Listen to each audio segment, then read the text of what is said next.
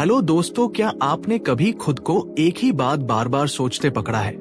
एक शब्द, एक घटना या किसी का व्यवहार जो बार बार दिमाग में घूमता रहता है, जैसे कोई गाना जो रुक ही नहीं रहा।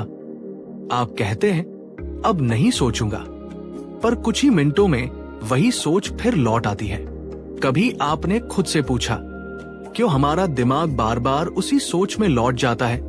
क्यों हम हर छोटी चीज का विश्लेषण करते हैं, जैसे हमारी जिंदगी एक परीक्षा हो?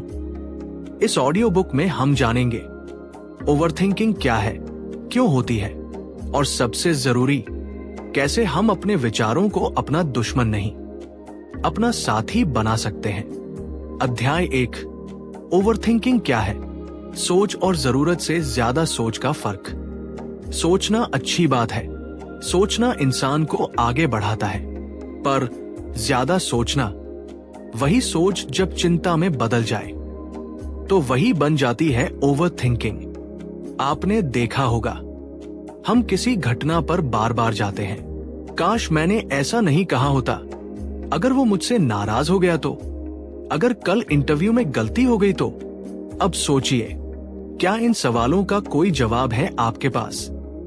अक्सर नहीं, फिर भी हम उसी सर्कल में घूमते रहते हैं। ओवरथिंकिंग एक मेंटल लूप है, जहां दिमाग समाधान नहीं खोजता, बस चिंता बढ़ाता है। एक सवाल खुद से पूछिए, क्या आप किसी बात पर सोच रहे हैं समझने के लिए या डरने के लिए? अगर डर बढ़ रहा है तो आप ओवरथिंक कर रहे हैं।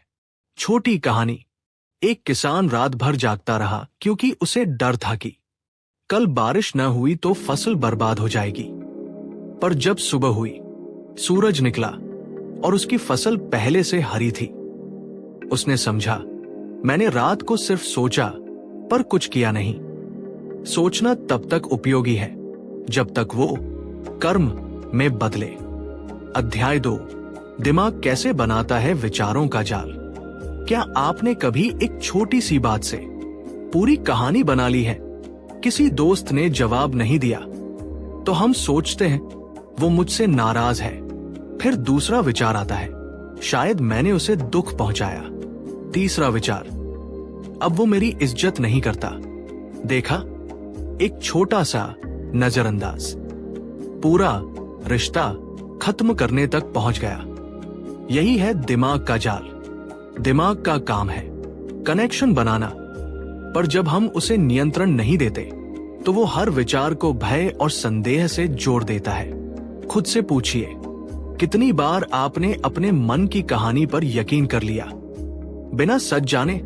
सच्चाई ये है कि हमारे 90% डर कभी हकीकत ही नहीं बनते। सीख, हर सोच पर भरोसा मत कीजिए, हर विचार सत्य नहीं होता। अध्याय 3, ओवरथिंकिंग के नुकसान और वो जो दिखते नहीं। ओवरथिंकिंग धीरे धीरे हमारे शरीर, मन और रिश्तों को खा जाती है। दिमाग लगातार काम करता है, जिससे नींद उड़ जाती है। दिल हमेशा चिंता में रहता है, जिससे आत्मविश्वास गिरता है। रिश्तों में झगड़े बढ़ जाते हैं, क्योंकि हम समझने के बजाय मानने लगते हैं। क्या आपने कभी महसूस किया, जब आप ज्यादा सोचते हैं तो आपका शरीर थकात का लगता है, भले ही आपने कुछ किया न हो? वो मानसिक थकान है। वैज्ञानिक रूप से ओवरथिंकिंग कोर्टिसोल बढ़ाता है, जो स्ट्रेस हार्मोन है। यानी सोचते सोचते हम अपनी पीस हार्मोन को खत्म कर देते हैं। एक सवाल, क्या आप अपनी सोच के मालिक हैं या उसकी गुलामी कर रहे हैं? सीख, विचारों की दुनिया में रहना आसान है, पर जीवन जीना वहीं से शुरू होता है जहां आप सोचना छोड़कर महसूस करना शुरू करते हैं। अध्याय 4, अवेयरनेस ओवरथिंकिंग से बाहर निकलने की पहली कुंजी। पहला कदम है सचेत होना, अवेयरनेस। हर बार जब कोई विचार आए, बस रुकिए और खुद से पूछिए, क्या ये सच है? क्या ये मेरे नियंत्रण में है? अगर जवाब नहीं है तो उस सोच को वहीं छोड़ दीजिए। मेडिटेशन का मतलब विचारों को रोकना नहीं, बल्कि उन्हें पहचानना है। अब गहरी सांस लीजिए, छोड़िए। महसूस कीजिए कि हर सांस के साथ आपका मन थोड़ा हल्का हो रहा है। सीख, आप विचार नहीं हैं, आप विचारों के दर्शक हैं। और जब दर्शक जाग जाता है तो नाटक का असर खत्म हो जाता है। अध्याय 5, अपने विचारों को नियंत्रित करने की कला। यह अध्याय है माइंड डिसिप्लिन का। स्टेप 1, विचारों को लिखिए। जब हम दिमाग की बातों को कागज पर लाते हैं तो वो भावनाओं की पकड़ से निकल जाती है। Step 2, question your thoughts. खुद से पूछिए, क्या ये सिर्फ डर है या सच? क्या इसका कोई सबूत है? Step 3, smart time limit. कहिए, मैं इस पर 15 मिनट सोचूंगा, फिर इसे छोड़ दूंगा। आप दिमाग को एक सोचने का समय देंगे तो वो हर समय नहीं भागेगा। स्टेप 4, डिस्ट्रैक्शन नहीं, डायरेक्शन दीजिए। सोचने से ध्यान हटाने के बजाय विचारों को उपयोगी दिशा दीजिए। कहानी, एक महिला थी जो रात भर अपने बॉस के शब्दों पर सोचती रहती थी। फिर उसने आदत डाली, हर बार जब कोई नकारात्मक सोच आती वो उसे नोटबुक में लिखती और अगले दिन पढ़ती। उसे पता चला 80% सोच तो बेकार थी। सीख, हर विचार को परखने की प्रक्रिया से गुजारिए। हर सोच को सच मत मानिए। अध्याय 6, अतीत और भविष्य से मुक्ति। ओवरथिंकिंग अतीत के काश और भविष्य के अगर में फंसी रहती है। हम सोचते हैं, काश मैंने ऐसा न किया होता, या अगर कल कुछ गलत हो गया तो। पर सच्चाई ये है, अतीत सीखने के लिए है, भविष्य बनाने के लिए, और जीवन अभी के लिए है। अब में जीना आसान नहीं, पर यही मुक्ति का रास्ता है। अभ्यास, हर सुबह अपने दिन की शुरुआत ये कहते हुए करें, मैं आज को पूरी तरह जीऊंगा, मैं अपने वर्तमान के प्रति सजग रहूंगा। देखिए कैसे आपका मन धीरे धीरे शांत होता जाता है। अध्याय 7, positive thinking versus over thinking. बहुत लोग कहते हैं, मैं तो बस सोचता हूं। गलत क्या है? पर फर्क यह है, पॉजिटिव थिंकिंग आपको कार्य की ओर ले जाती है, ओवर थिंकिंग आपको भय की ओर। पॉजिटिव सोच कहती है, मैं कोशिश करूंगा। ओवर थिंकिंग कहती है, अगर मैं असफल हुआ तो। खुद से पूछिए, आपकी सोच आपको ऊर्जा दे रही है या थका रही है? सीख, हर विचार को 2 फिल्टर से गुजारिए। 1, क्या ये मुझे आगे बढ़ा रहा है? 2, क्या ये मुझे डराता है? अगर जवाब डर है तो उसे यहीं छोड़ दीजिए। अध्याय 8, माइंड डिटॉक्स, विचारों की सफाई।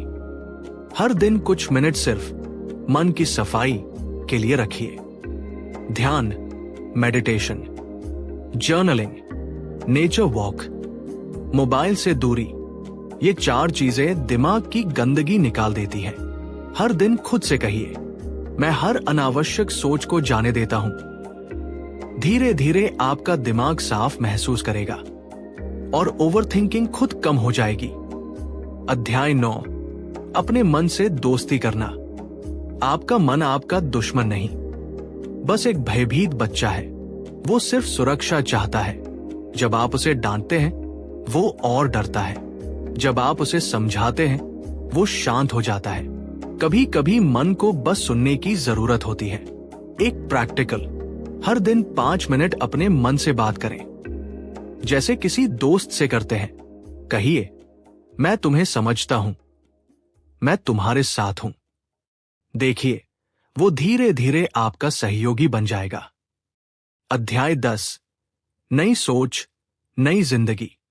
अब आपने सीखा कैसे अपने विचारों को देखना है, कैसे उन्हें दिशा देनी है और कैसे शांति को अपनाना है। अब समय है नई सोच की शुरुआत का। हर सुबह खुद से कहिए, आज मैं सोचूंगा पर सही दिशा में। मैं अपने विचारों का मालिक हूं। सीख, शांति का मतलब खाली दिमाग नहीं, बल्कि साफ दिशा वाला दिमाग।